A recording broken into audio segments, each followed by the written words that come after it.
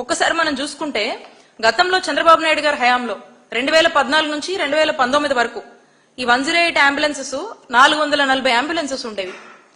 మరి జగనన్న హయాంలో 2019 నుంచి 24 వరకు 768 అంబులెన్సెస్ పెంచాం వీటిని. అలాగే ఇంతకుముందు సుమారు 1,20,000 మంది జనాభాకు ఒక అంబులెన్స్ ఉండేది చంద్రబాబు నాయుడు గారి హయాంలో. మరి మన జగనన్న వచ్చాక 74,000 మందికి ఒక అంబులెన్స్ కేటాయించడం జరిగింది. ఎందుకంటే దాని కమ్యూట్ ఈజ్ బాగుండాలి, ప్రజలకు ఫోన్ చేసినటువంటి వెంటనే తక్షణమే మేము 20 నిమిషాల లోపంటా ఉన్నాం, వీలైనంత వరకు ఇంకా తక్కువ సమయంలోనే ఇవి చేరాలనేటువంటి గుడ్ మానిటరింగ్ మెకానిజం ని తీసుకొచ్చాము. దీన్ని స్ట్రెంగ్తెన్ చేశాము. దీనికి కావాల్సినటువంటి అన్ని విధాలుగా సపోర్ట్ ఇచ్చి ప్రజలు ఎక్కడ కూడా 108 అంబులెన్సెస్ వల్ల ఇబ్బంది పడకూడదు, టైంకి వచ్చి ప్రజల ప్రాణాలు కాపాడాలనేటువంటి చిత్తశుద్ధితో జగనన్న ప్రభుత్వం ముందుకు వెళ్ళింది. అలాగే నియోనేటల్ అంబులెన్సెస్ గతంలో ఏమి ఉండేవి కాదు చంద్రబాబు నాయుడు గారి హయాంలో.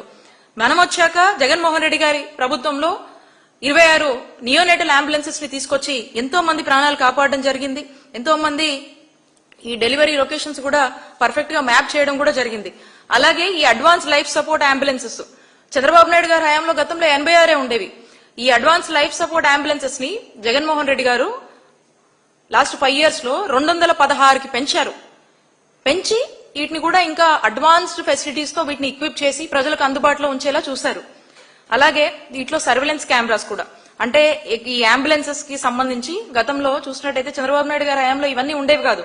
జగన్మోహన్ రెడ్డి గారు ఈ సర్వేలెన్స్ కెమెరాస్ కూడా పెట్టి ఆ డాక్టర్స్ ట్రీట్ చేస్తున్నారా లేదా, అంబులెన్స్ లో ప్రాపర్ కేర్ ఇచ్చారా లేదా, ఎందుకంటే ఆ పేషెంట్ కి ఏమైనా అయితే మనదే బాధ్యత, ప్రభుత్వానికి బాధ్యత. కాబట్టి ఆ monitoring and maintaining and monitoring mechanism ని కూడా స్ట్రెంగ్తెన్ చేస్తూ వీటిలో కూడా ఈ కెమెరాస్ తీసుకురావడము. అలాగే జీపీఎస్, అంటే అంబులెన్స్ వస్తుందా లేదా, స్టార్ట్ అయిందా, ఎంతసేపటికి వస్తుంది ఏంటి అని చెప్పేసి ఆ లొకేషన్ తో వచ్చేలా కూడా మరి జగన్మోహన్ రెడ్డి గారు చర్యలు తీసుకొని ఈ 108 ని స్ట్రెంగ్తెన్ చేసి ముందుకు వెళ్లారు. మరి గతంలో చంద్రబాబు నాయుడు గారి హయాంలో ఇవేవీ లేవు, ఉన్నటువంటివి కూడా ఏమాత్రం పనిచేసేవి కాదు. మళ్ళీ ఇప్పుడు కూటమి ప్రభుత్వంలో కూడా మళ్ళీ చంద్రబాబు నాయుడు గారి నాయకత్వంలో ఇదే తంతు. ఎక్కడికక్కడ కూడా ప్రజల ప్రాణాలు పోవడము, టైంకి రాకపోవడము, పనిచేయకపోవడం 108 వాహనాలు.